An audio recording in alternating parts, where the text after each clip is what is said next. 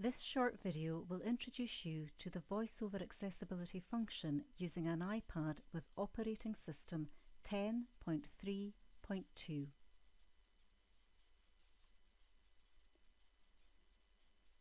Before beginning VoiceOver functions, it is strongly advised that you link this to the triple-click Home button.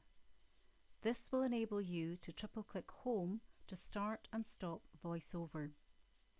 This is very useful should you get into difficulty, as controlling the iPad requires different gestures when using VoiceOver. To link VoiceOver to triple-click Home, go to Settings, General, Accessibility, Accessibility shortcut near the bottom of your screen, and click on VoiceOver, which should now be ticked.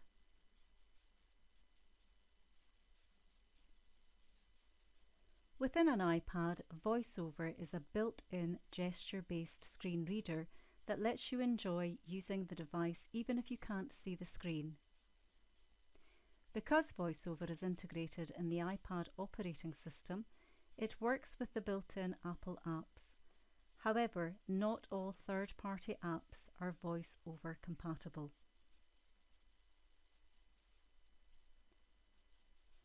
Although Apple encourage developers to make their apps VoiceOver compatible, not all do. At present, there is no labelling within the App Store to indicate an app is VoiceOver enabled. The following may help you find VoiceOver compatible apps. So the following sites may help you find some VoiceOver accessible apps. The first one is App Crawler. The apps on the screen are simply found by looking for VoiceOver, but be aware that you may not find apps which are VoiceOver compatible. You have simply found apps which have the term VoiceOver in their description, and that may mean VoiceOver compatible, or it may just mean that the app has a voice which is overdubbing something else.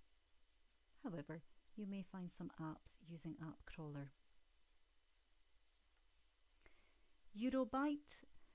This is dated May 2013. However, it does seem to have a list of apps in various categories that are VoiceOver compatible, some of which may be useful.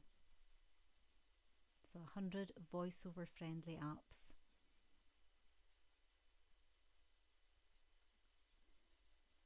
From Paths to Literacy, again a document which is created in March 2012, but seems to give some apps which are VoiceOver compatible.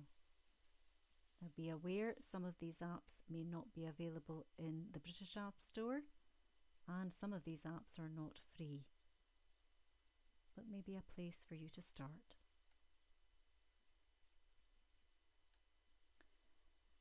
And then the iMore website provides you with a list of apps, again, which will give you some VoiceOver compatibility. Another useful place to look.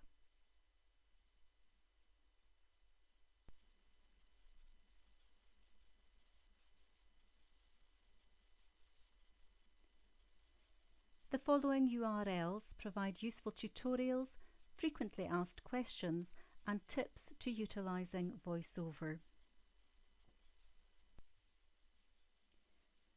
So the following URLs provide additional information on using VoiceOver.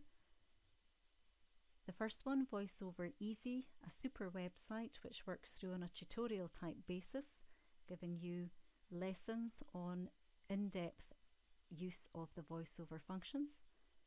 Over on the right hand side here, you can see that you can change the device that you're using and also the iOS version that you're using too. A super site working you through step by step on a tutorial type basis. Using the iPad user guide, as you would expect from Apple, instructions on using the VoiceOver and learning how to use their gestures.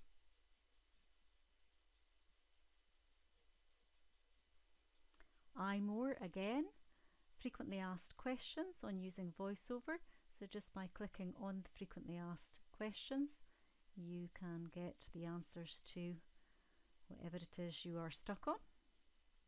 That's via iMore. And Brownsburg, that's a PDF which gives you a brief indication of what all of the VoiceOver gestures will do. So a useful tool to help you establish familiarity with the VoiceOver gestures.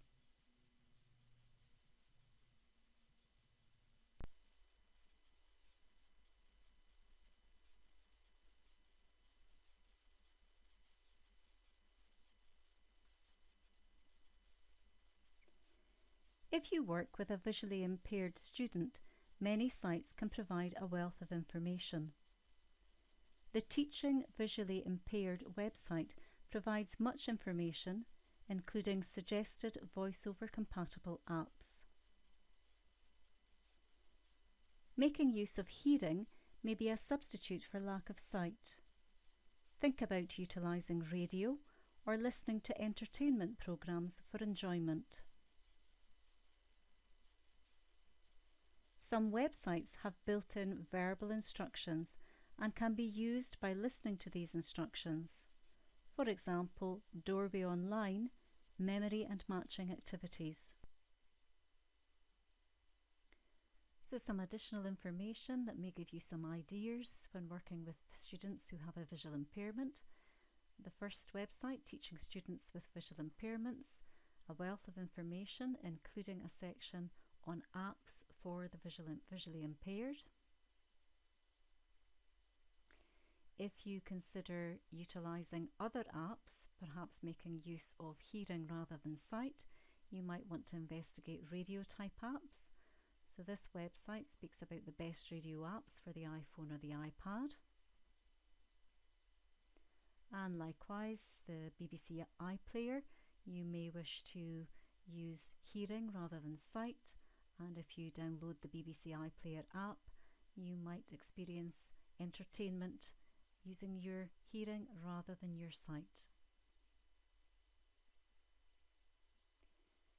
Dorby Online, you can open this using the Puffin browser app, and Dorby Online have a memory and matching section, and the memory and matching section actually has instructions that are sounded out, so a visually impaired person can use that site and just hear the instructions. Find the pairs, rather than looking at their screen.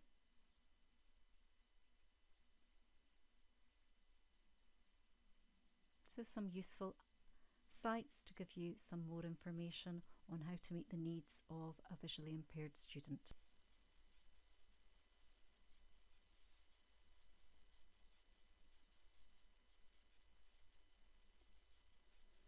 When practicing VoiceOver for the first time, do so with a limited number of apps to avoid unnecessary confusion. It is best to link VoiceOver to the accessibility shortcut or triple-click Home button. Do this via Settings, General, Accessibility, Accessibility Shortcut, and click on VoiceOver. Take care with VoiceOver commands, especially three-fingered double and triple tap gestures, which may result in no sound or your screen in total darkness. To reverse this, three-finger double tap or three-finger triple tap will bring back sound and screen vision.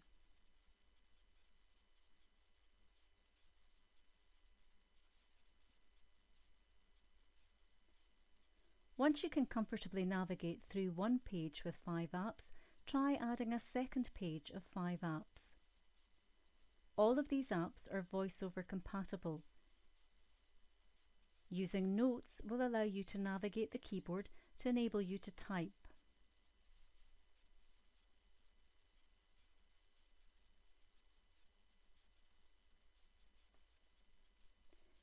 The VoiceOver function is a welcome addition to the iPad, and with practice can make the iPad an accessible device for someone who is visually impaired.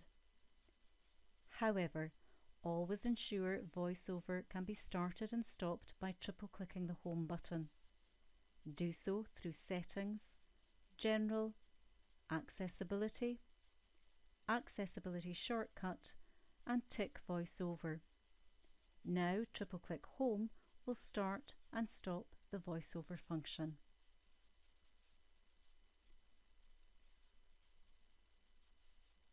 Thank you for watching.